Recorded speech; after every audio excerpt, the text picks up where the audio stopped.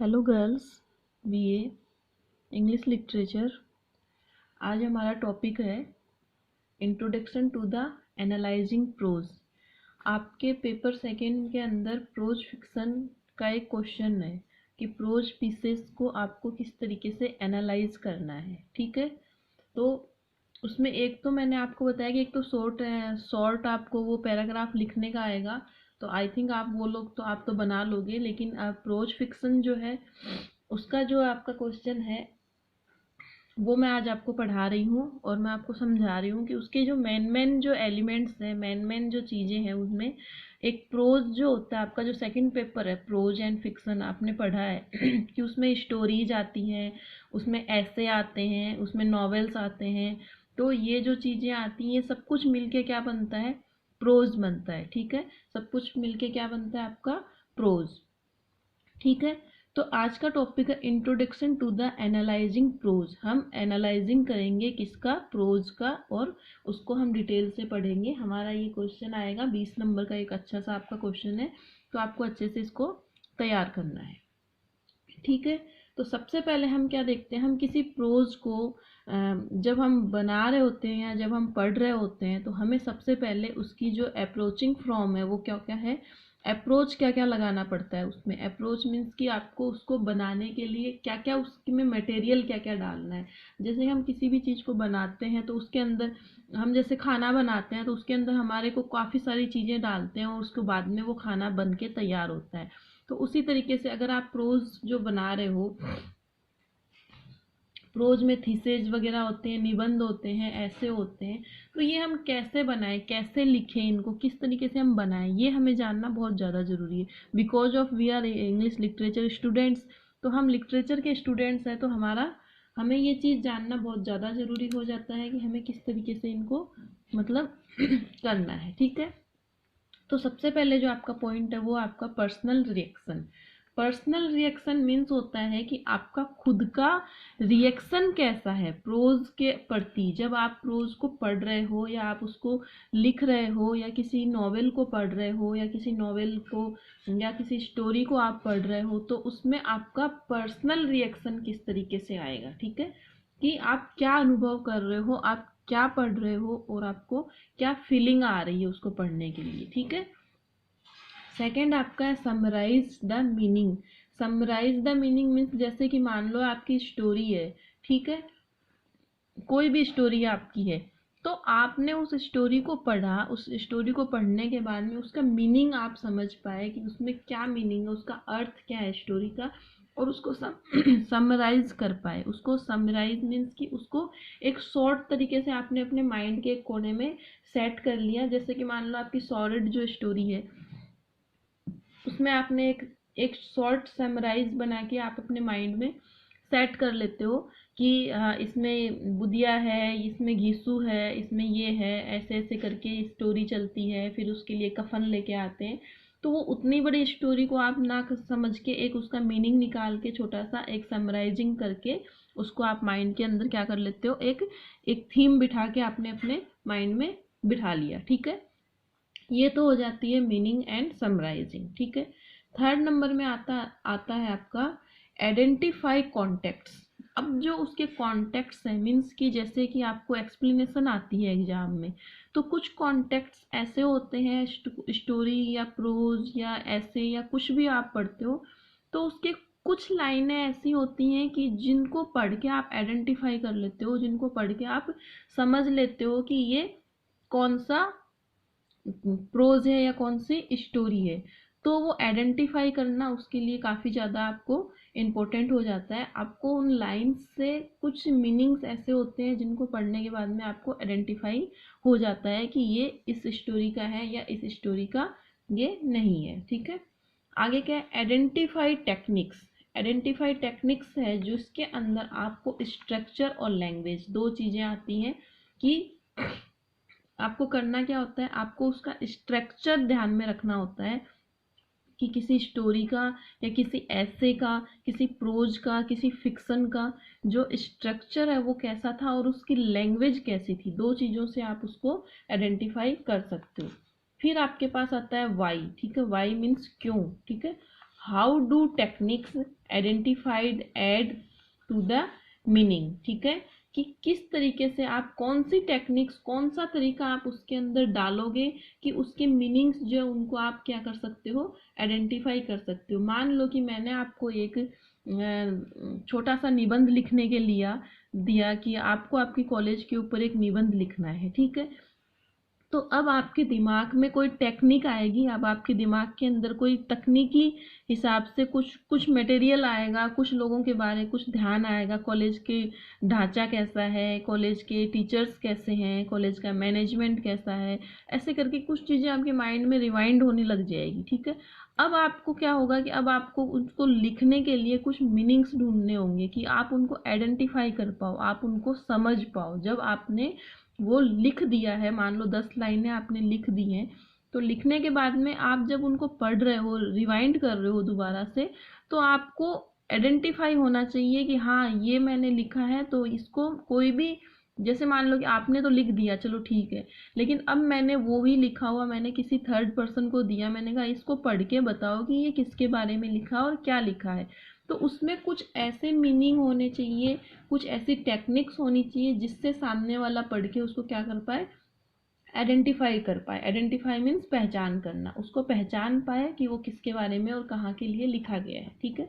6 number पे आपका आता है पैराग्राफ। जो आपका पैराग्राफ है उसमें आते हैं आपके पॉइंट्स, एविडेंस और एक्सप्लेन, ठीक है। आप कोई भी पैराग्राफ लिख रहे हो तो आपके आपके पास कुछ पॉइंट्स होने चाहिए उसको लिखने के लिए, कुछ एविडेंस होने चाहिए आपके पास, कुछ तथ्य होने चाहिए, मुद्दे होने चाहिए, और कुछ एक्सप्लेन होने चाहिए, और उनको एक्सप्लेन करने का तरीका होना चाहिए। तो हम देखते हैं, तो ये 6 चीज़ें जो होती हैं ये आपकी किसी प्रोज की बेसिक बेस होता है, ठीक है। कोई भी प्रोज आप पढ़ रहे हो या लिख रहे हो तो उसका बेस बनाने के लिए ये 6 पॉइंट आपके पास बहुत ज़्यादा जरूरी होने चाहिए, ठीक है। आगे हम चलते हैं, तो हम अब पढ़ते हैं कि what is pros fiction. Pros fiction होता क्या है। चलो आज आपको ये समझाती हूँ कि प्रोज फिक्शन होता क्या है। फाइनल ईयर में आ चुके हैं आप लोग, 3 साल हो गए आपको लिटरेचर पढ़ते हुए, लेकिन आपने कभी ये नहीं देखा कि आपके जो सेकंड पेपर है, सेकंड पेपर का नाम प्रोज एंड फिक्शन ड्रामा ही क्यों है, ठीक है। फर्स्ट पेपर का नाम आपका पोइट्री है और सेकंड पेपर का नाम आपका प्रोज एंड फिक्शन है। चलो ठीक है, फाइनल ईयर करने से पहले आपकी ये चीज़ें मैं क्लियर कर देती हूँ कि इस पेपर का नाम प्रोज फिक्शन क्यों रखा जाता है, ठीक है। तो what is pros fiction. Pros fiction होता क्या है। सबसे पहले आपके पास जो क्वेश्चन है वो आपके माइंड में आता है कि प्रोज फिक्शन क्या होता है। मैं आपको पूछती हूँ कि आपका सेकंड पेपर क्या है, तो आप क्या बोलोगे, मैम स्टोरी है, नॉवेल्स हैं, ये है वो है, ऐसे है, ठीक है। वो तो चलो आपने बता दिया, लेकिन मैं पूछ रही हूँ कि होता क्या है। कहानियाँ, निबंध, ये सब चीज़ें होती क्या है, कैसे बनती है, क्यों बनती है, तो इसका जवाब आपके पास नहीं है। तो चलो हम इसका जवाब ढूंढते हैं आज, ठीक है। तो क्या है, elements of pros fiction. Pros fiction, what is the elements of pros fiction. Pros fiction is what ever the things, वो कौन सी चीजें हैं जिनके ऊपर प्रोज फिक्शन डिपेंड होता है। तो here we understand that prose and fiction, there are two word, prose and fiction. We can divide, although there are, prose is another and fiction is another. Prose and fiction are made by prose fiction. prose और fiction दोनों आपस में जब मिलते हैं तो क्या बनता है, prose fiction बनता है, ठीक है।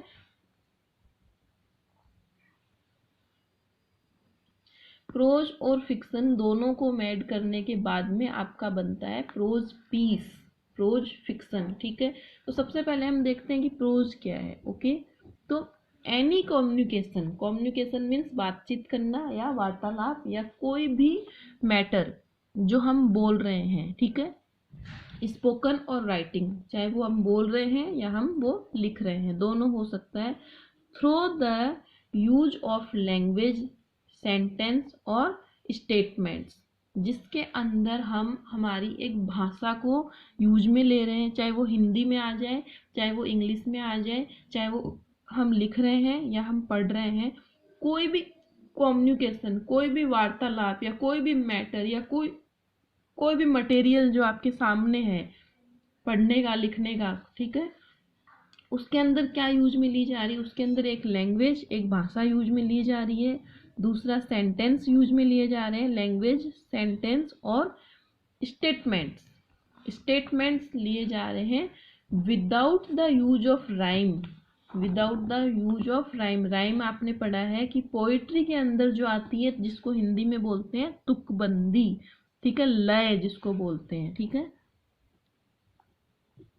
लय जिसको बोलते हैं, जिसमें कोई भी लय या कोई भी एक तरीके का, जैसे दोहा पढ़ रहे हैं हम तो उस तरीके का नहीं होता है। उसमें यूज क्या होती है, उसमें लैंग्वेज यूज होती है, सेंटेंस यूज होते हैं और स्टेटमेंट यूज होता है without the use of rhyme.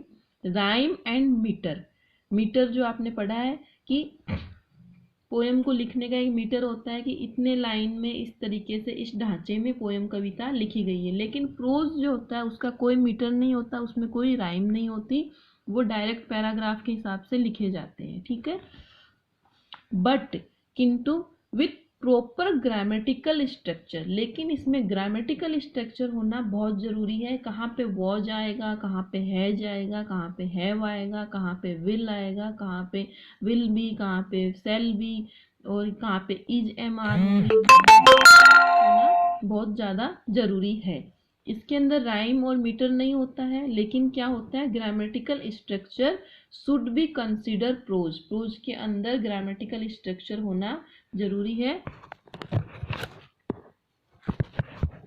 तो प्रोज के अंदर ग्रामेटिकल स्ट्रक्चर होना जरूरी है, लेकिन इसमें राइम और मीटर दोनों नहीं होते हैं। ये चीज़ आपको माइंड में रखनी है। कोई भी कम्युनिकेशन, एक इस तरीके का कम्युनिकेशन, कोई भी एक स्पोकन हो या रिटन हो, लिखने का हो या पढ़ने का हो, जो भी हो, उसके अंदर ये दो चीज़ें होती है तो वो क्या कहलाती है, प्रोज फिक्शन प्रोज कहलाता है। जैसे कि एग्जाम्पल हम देख रहे हैं, इसमें क्या क्या है एग्जाम्पल में हमारे पास कि एवरीडे कम्युनिकेशन लेक्चरर, जो प्रतिदिन, जैसे मैं लेक्चर दे रही हूँ, जैसे मैं आपको समझा रही हूँ, मैं पढ़ा रही हूँ, तो मैं कोई गाना तो नहीं गा रही, मैं कोई गीत तो नहीं गा रही, मैं कोई सॉन्ग तो नहीं गा रही हूँ, मैं एक एक कम्युनिकेशन कर रही हूँ, मैं एक वार्तालाप कर रही हूँ, मैं एक लेक्चरर दे रही हूँ आपको, मैं कुछ पैराग्राफ्स आपको समझा रही हूँ, बोल रही हूँ। तो उसमें क्या है, इन मैं इंग्लिश में बोलती हूँ, जैसे कि माई सेल्फ, ये वो ऐसे ऐसे करके कोई भी चीज़ हम पढ़ते हैं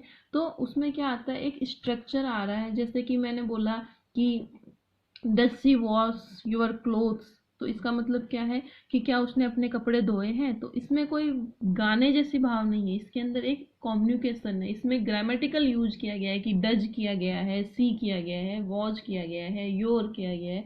ये सब चीज़ें जो है वो क्या है, ग्रामेटिकल स्पीच यूज की गई है, ठीक है। तो एवरीडे, इसमें एग्जाम्पल आते हैं, एवरीडे कम्युनिकेशन लेक्चरर, प्रत्येक दिन में जो बात में लिया जाने वाला जो लेक्चर होता है या वार्तालाप होता है वो होता है। स्पीच हो गई इसकी, ठीक है। और एड्रेस, किसको एड्रेस किया गया है, जिस तरीके से स्पीच, कोई भी स्पीच हो सकती है, इसके अंदर कोई भी एड्रेस किया हो सकता है। जैसे मान लो मैंने किसी चीज़ के ऊपर कुछ दो चार लाइनें बोली, किसी को एड्रेस किया है, मान लो कि मैंने अपनी किसी स्टूडेंट के बारे में मैंने 8-10 लाइनें बोली हैं, तो मैंने उसको एड्रेस किया है, ठीक है। इसमें शॉर्ट स्टोरी हो सकती है, छोटी कहानियाँ आ जाती हैं, नॉवेल आ जाते हैं, ऐसे आ जाते हैं, निबंध आ जाते हैं, न्यूज़पेपर की जो आपके पास जो न्यूज़पेपर पढ़ते हो वो आ सकते हैं इसके अंदर, रिसर्च आर्टिकल्स आ सकते हैं, किसी के ऊपर रिसर्च किया हुआ आर्टिकल्स होते हैं वो आ सकते हैं। These slides over great constitutions, text books आ गई, ETC are in the prose from, ये अपनी जो टेक्स्ट बुक्स हैं हम पढ़ रहे हैं, ये सब चीज़ें क्या आती हैं, ये सब चीज़ें आती हैं प्रोज के अंदर, ठीक है। ये तो हो गया आपका प्रोज का मतलब, समझ में आ गया। अब हम चलते हैं फिक्शन। फिक्शन क्या होता है, fiction is any pros writing which is completely factitious or imaginative through it many inspired by a true story or a real life event, ठीक है।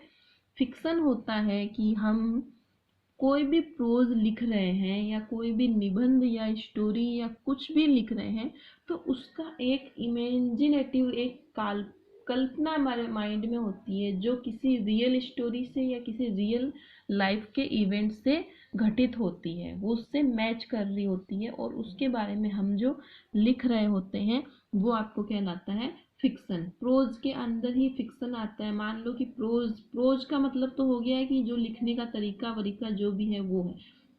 फिक्सन आ गया, मान लो कि मैंने गांधी जी के बारे में कुछ लिखा, गांधी जी के जन्म से लेके उनके जो उन्होंने असहयोग आंदोलन वगैरह जो भी चलाए थे उनके बारे में मैंने कुछ लिखा।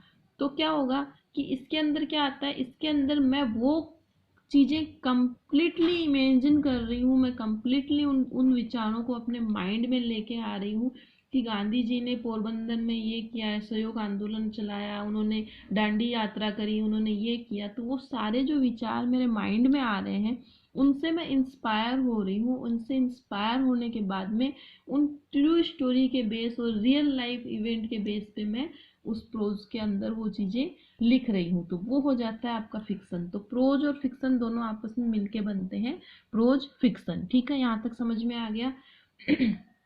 अब हम देखते हैं कि प्रोज के अंदर क्या क्या चीज़ें आती हैं। प्रोज के अंदर आपके सबसे पहले आता है डेफिनेशन। इसकी डेफिनेशन क्या है, इसका मीनिंग क्या है, इसके टाइप्स कैसे हैं और इसके एक्सपेंस कैसे हैं। ठीक है, तो ये चीज़ें मैं इनका आपको दो वीडियो यूट्यूब के ऊपर दो वीडियो है वो मैं आपको शेयर करूँगी, तो ये दोनों वीडियो आप अच्छे से देख लेना, उसमें आपको समझ में आ जाएगा। ठीक है, मैं पर्सनल ग्रुप में ये दोनों वीडियो शेयर कर दूंगी। इनकी डेफिनेशन, मीनिंग, टाइप्स और एक्सप्लेंस जो है ये आपको उसमें समझ में आ जाएंगे। अब हम आगे बढ़ते हैं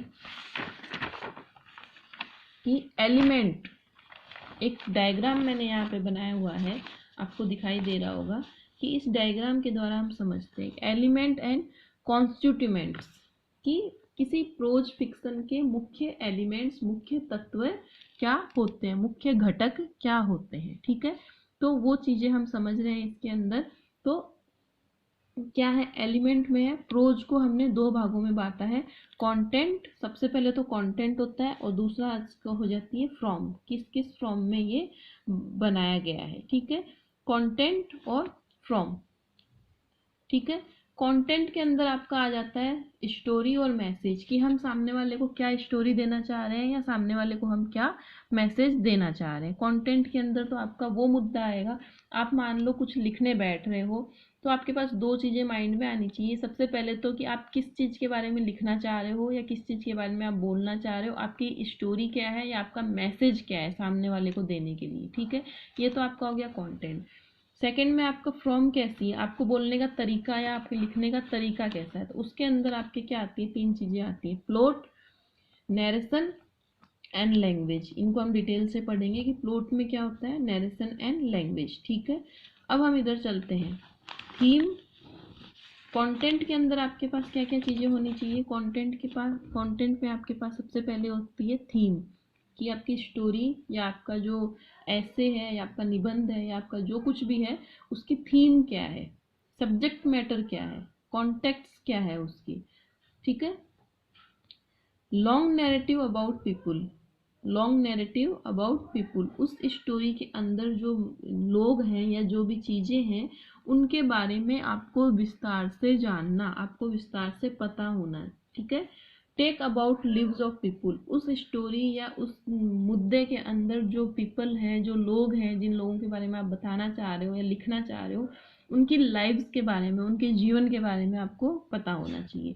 डिपिक्ट इन्वायरमेंटल, कि वो और वो उस इन्वायरमेंटल से किस तरीके से अटैच कर रहे हैं, कौन से इन्वायरमेंट से, जो इन्वायरमेंट आप स्टोरी में बनाने जा रहे हो, जो इन्वायरमेंट आप स्टोरी को लिखने के लिए कर रहे हो उसमें उनका किस तरीके का रोल है, उनका उसमें किस तरीके का अटैचमेंट है, like a attachment. Story take place in some part of the world and about something leads to context. कोई भी स्टोरी या कोई भी कहानी होती है वो उसका क्या होती है, पार्ट होती है, उसकी पूरे मुद्दे का जो पार्ट, जो story world, part of the world and about something, lead और कॉन्टेक्स्ट, उसमें क्या क्या लीड हो रहा है और क्या क्या कॉन्टेक्स्ट है, उसके जो लीड और कॉन्टेक्स्ट वो किस तरीके से उसको लीड कर रहे हैं, किस तरीके से उसको आगे बढ़ा रहे हैं कहानी को और किस तरीके से उसको आगे लेके जा रहे हैं। तो ये चीज़ें होती है मुख्यतः स्टोरी और मैसेज के अंदर। ठीक है, स्टोरी और मैसेज के अंदर ये सारी चीज़ें आ जाती हैं। कॉन्टेक्स्ट में आपके पास क्या क्या होनी चाहिए, आपके पास थीम होना चाहिए, सब्जेक्ट मैटर होना चाहिए, आपके पास उस स्टोरी के पीपल हैं या स्टोरी के जो भी लोग हैं उनके बारे में आपको पता होना चाहिए अच्छे से, उनके जीवन के बारे में पता होना चाहिए, उनका इन्वायरमेंट कैसा है बनाने का, स्टोरी को इन्वायरमेंट कैसा दे रहे हो आप बनाने के लिए, और उसको लीड कैसे कर रहे हो। ठीक है, ये चीज़ें आपके पास होनी चाहिए। अब हम चलते हैं इस तरफ, हमारे जो सेकंड फॉर्म है, फॉर्म के अंदर सबसे पहले आपका है प्लॉट। ठीक है, प्लॉट क्या होता है, आप लोगों ने अभी तक नहीं पढ़ा होगा कि प्लॉट क्या होता है। ठीक है, तो plot, how does events happen in the story.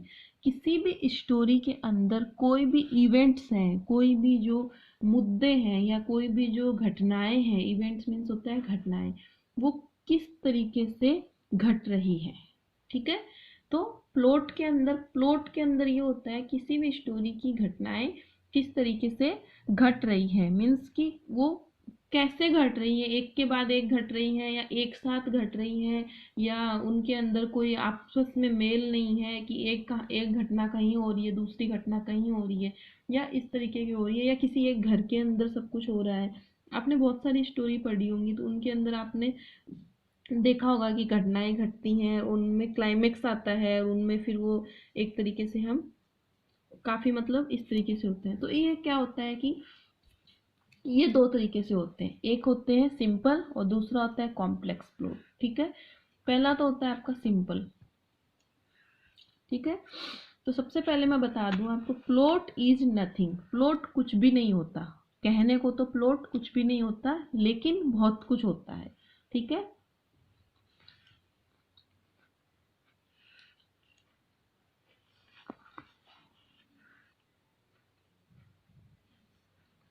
तो plot is nothing but how does events happen in the story. लेकिन एक स्टोरी के अंदर जो इवेंट्स हैं वो किस तरीके से घट रहे हैं, ये बहुत जरूरी हमें पता होना चाहिए। द चेन ऑफ इवेंट्स, एक चेन मान लो, घटनाओं का क्रमबद्ध तरीका मान लो, या फिर the number of events, events के जो घटनाएं हैं उनके नंबर मान लो, या फिर हाउ इवेंट्स आर अरेंज, या फिर इवेंट्स जो है जो घटनाएं हैं वो किस तरीके से अरेंज की गई है। ठीक है, how events are organise, events जो है वो किस तरीके से ऑर्गेनाइज किए गए हैं। How events are follow the one by one, किस तरीके से जो घटनाएं हैं एक के द्वारा एक फॉलो की गई हैं, वो आपस में किस तरीके से जुड़ी हुई हैं वो these things is simply called plot. In things को, इन चीज़ों को साधारण भाषा में क्या कहा जाता है, प्लॉट कहा जाता है। ठीक है, तो ये तो आपको समझ में आ गया प्लॉट क्या है। प्लॉट कहने को तो कुछ भी नहीं है, लेकिन अगर देखा जाए तो सिर्फ घटनाओं का क्रमबद्ध तरीका, घटनाओं को किस तरीके से दिखाया गया है, घटनाएं एक दूसरे से किस तरीके से जुड़ी हुई हैं, घटनाएं कैसे ऑर्गेनाइज की हुई है, घटनाएं एक दूसरे को कैसे फॉलो कर रही है, ये सारी चीज़ें जो आती हैं वो आ जाती है आपके किसमें, प्लॉट के अंदर आ जाती है। ठीक है, तो ये तो आपका हो गया प्लॉट का मतलब। अब हम इसमें हमने बताया, मैंने आपको बताया कि प्लॉट क्या होते हैं, दो तरीके के होते हैं, सिंपल और कॉम्प्लेक्स। जैसा कि आप नाम से जान पा रहे हो, सिंपल मतलब साधारण, कॉम्प्लेक्स मीन्स आपस में जुड़े हुए या घटनाएं आपस में घटी हुई। तो simple plot, the events happen with a very simple kind of numbers, जो घटनाएं हैं वो बहुत ही सिंपल तरीके से, सिंपल काइंड तरीके से घटी गई है। जैसे कि एग्जांपल लेते हैं, शुरुआत हुई है, फिर मिडल हुआ है और फिर एंड हो गया है। ठीक है, जैसे आपकी कोई भी कहानी है उसमें हम पढ़ रहे हैं, जैसे आपकी सॉलिड कहानी, उसके अंदर शुरुआत होती है, शुरू में दिखाया जाता है, फिर घटनाएं घटती हैं और फिर लास्ट में उसका क्या हो जाता है, एंड हो जाता है। तो this type of stories are simple plot, हम ये कह सकते हैं कि क्या है, सिंपल प्लॉट है। कॉम्प्लेक्स प्लॉट होता है जैसे कि events are happen with the complexity. ठीक है, तो ये क्या होता है, ये एक दूसरे से उलझी हुई होती हैं, एक दूसरे से मिक्सअप होती हैं और एक दूसरे से बंधी हुई होती है। इनमें सिंपल तरीके से नहीं होता है कि एक के बाद सिंपली होता जा रहा है, तो इनके अंदर ऐसा नहीं होता है। ठीक है, तो ये तो आपके हो गए प्लॉट के दो तरीके, सिंपल प्लॉट और कॉम्प्लेक्स प्लॉट, ठीक है। अब हम एक स्टोरी है या हमारा जो कोई भी प्रोज है उसको हम अच्छे से समझने के लिए एक मैंने ये डायग्राम बनाया है। इस डायग्राम से आप समझ सकते हो। तो शुरुआत इसकी कहाँ से होती है? शुरुआत इसकी होती है बिगनिंग से। पॉइंट 1 यहाँ से होती है, ठीक है। शुरुआत होती है, इसको मैं डिटेल से समझाऊंगी नेक्स्ट वीडियो में आपको। मैं अभी सिर्फ आपको ये एक डायग्राम बता रही हूँ। शुरुआत किसी भी चीज़ की क्या होती है? शुरुआत होती है, ठीक है। यहाँ से एक ये ट्रायंगल है, जबकि डायग्राम नहीं है, एक ये त्रिकोण बना हुआ है आपका ये, ठीक है। त्रिकोण से हम इसको, यहाँ से हम ऐसे जा रहे हैं और यहाँ हम जा रहे हैं और इधर हम मिल जा रहे हैं वापस से। तो कोई भी स्टोरी या कोई भी ऐसे या कोई भी निबंध है या कुछ भी है आप जो पढ़ रहे हो, उसकी शुरुआत होती है बिगनिंग, ठीक है। फिर उसमें होता है कॉन्फ्लिक्ट, ठीक है। वो एक स्टेज आगे बढ़ता है। कॉन्फ्लिक्ट मैं पढ़ाऊंगी तब आपको समझाऊंगी कि बिगनिंग कैसे होती है, कॉन्फ्लिक्ट कैसे होती है। इनको हम डिटेल से पढ़ेंगे नेक्स्ट वीडियो में, ठीक है। सिर्फ अभी आपको ये समझना है। फिर rising action and falling action, फिर किस तरीके से एक्शंस जो होते हैं, घटनाएं जो है घट रही हैं, वो एक्शन किस तरीके से, जैसे आप एक मूवी देख रहे हो, मूवी की शुरुआत होती है। सपोज एक मूवी देख रहे हो, ठीक है। मूवी देखने बैठे तो शुरू में बिगनिंग हुई, नाम आया, ये सब कुछ आया, हीरो का नाम, हीरोइन का नाम, फलाना दिख रहा है, ऐसे करके सब कुछ आया। फिर उसके बाद में कॉन्फ्लिक्ट आता है। कॉन्फ्लिक्ट में एक बैकग्राउंड दिखाते हैं कि यहाँ से मूवी शुरू हो रही है, यहाँ से फिर ये ऐसे हो रहा है, कुछ आता है। फिर एकदम से एक्शन आ जाता है, जैसे हीरो की एंट्री हो जाती है, ठीक है। एक धमाकेदार एंट्री होती है, हीरो आ गया, राइजिंग होता है, वो एक्शन का राइजिंग होता है। फिर कहानी बढ़ती है बढ़ती है बढ़ती है, फिर फॉलिंग एक्शन होता है। फिर वो एक्शन जो है वो नॉर्मल होता जाता है, धीरे धीरे धीरे धीरे। वो जैसे एकदम से सलमान खान ने एंट्री मार दी, ठीक है, तो उस टाइम हम बहुत ज़्यादा वो होते हैं कि अरे यार हीरो आ गया, हीरो आ गया। लेकिन फिर बाद में जैसे जैसे वो फॉलिंग एक्शन में आ जाता है, नॉर्मली कैसा आ जाता है, वो फॉलिंग एक्शन में आ जाता है फिर, ठीक है। फॉलिंग एक्शन में आने के बाद में आता है रिसोल्यूशन, ठीक है। फिर कहानी चलना शुरू हो जाती है, हीरोइन को ले गया, ये करा वो करा, फिर ठीक है। फिर लास्ट में क्या आता है? कंक्लूजन। डिमोनिमेट बोल सकते हो या इसको कंक्लूजन बोल सकते हो। लास्ट में हम कंक्लूजन निकालते हैं, जब हम सिनेमा हॉल से बाहर निकल रहे होते हैं, हम बोलते हैं अरे यार अच्छी थी मूवी या फिर अच्छी नहीं थी, या दो तरीके के हमारे पास कंक्लूजन होते हैं, ठीक है। तो ये बिगनिंग फिर कहाँ पे मिल जाता है? यहाँ पे बिगनिंग की शुरुआत ऐसे होते होते वापस यहाँ आ जाती है, मीन्स ये यहाँ पे मिल जाता है, ठीक है। तो इस तरीके से हम कोई भी स्टोरी बना रहे हैं या हम कोई भी ऐसे या निबंध बना रहे हैं, तो उसमें हमारे पास भी यही एक तरीका होता है, ठीक है। इसी तरीके से हम भी अपनी स्टोरी को बना रहे होते हैं, ठीक है। तो यहाँ तक आप लोगों को अच्छे से समझ में आ गया होगा। इसका मैं एक वीडियो शेयर करूँगी आपको, यूट्यूब पे एक वीडियो बनाया हुआ है, वो वीडियो आप देखना, उस वीडियो से आपको और भी अच्छे से समझ में आ जाएगा, ठीक है। तो ये तो हमारा यहाँ तक हमने जो पढ़ा, हमने ये पढ़ा कि किस तरीके से हम एक प्रोज और प्रोज की पीसेस जो है उनको हम किस तरीके से एनालाइज करेंगे, किस तरीके से उनको बनाने का तरीका होना चाहिए। तो बनाने के तरीके में आपको समझ में आया कि आपको थीम पता होना चाहिए, आपका इन्वायरमेंट कैसा है, पीपल्स कौन कौन है, स्टोरी की बिगिनिंग कैसे हो रही है, स्टोरी का एक्शन कैसे है, प्रोज का फॉलिंग एक्शन कैसा है, रिसोल्यूशन कैसा है, उसका कंक्लूजन किस तरीके से है, वो सिंपल प्लॉट है या कॉम्प्लेक्स प्लॉट है। तो ये सारी चीज़ें मिलके आपका एक प्रोज फिक्शन का अच्छा सा ये पेज मैं आपको फ़ोटो क्लिक करके सेंड कर दूँगी। इसके अकॉर्डिंग आपको नोट्स भी बनाने हैं और अच्छे से इसको कंप्लीट तैयार कर लेना है। एग्ज़ाम के लिए बहुत अच्छा बेस्ट है कि ये आपके पास से हो जाएगा। अगर आपके पास आता है कि analyse the pros fiction, analyse the कुछ भी आपके पास अगर प्रोज से रिलेटेड कोई भी क्वेश्चन आता है तो आप इसमें ये आराम से लिख सकते हो। इसको चाहे तो याद कर लेना, रट लेना या समझ लेना, कुछ भी कर लेना, अब वो आपकी मर्जी है, आपको जैसे ठीक लगता है, ठीक है बच्चों। तो इसका एक पार्ट और है, वो मैं आपको नेक्स्ट वीडियो में बना के भेजूंगी, फिर ये आपका क्वेश्चन जो है वो आपका कंप्लीट हो जाएगा। Okay and thank you.